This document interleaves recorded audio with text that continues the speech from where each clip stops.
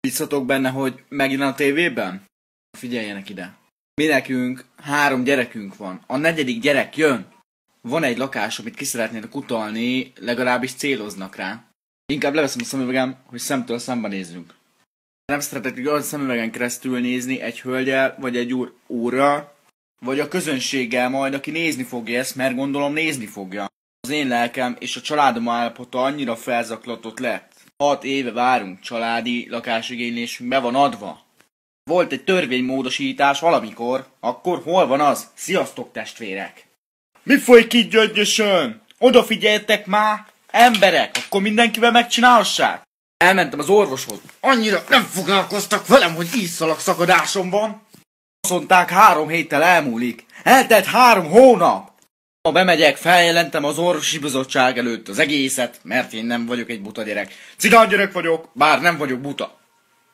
A fiamnak, gyere csak ide, kisfiam, gyere ide apához. A városnak ez kell, kiterítem. Szeretném, ha leadnátok, ha nem fel fog jelenteni mindenkit. RTL Klubot akartam felkeresni, de most mintha az Isten küldött volna titeket. Tassátok a Gyöngyös tévét nézni? Van otthon kábel tévé. Tongalába van a kisfiamnak. Ide orvosi papír nem kell, a tények magukért beszélnek. Ezt én tanácsolom 6 éve. Elmondtam, hogy már ki van a faszom az egésszel. De én most bemegyek, azt megölöm a polgármestert. Mi van?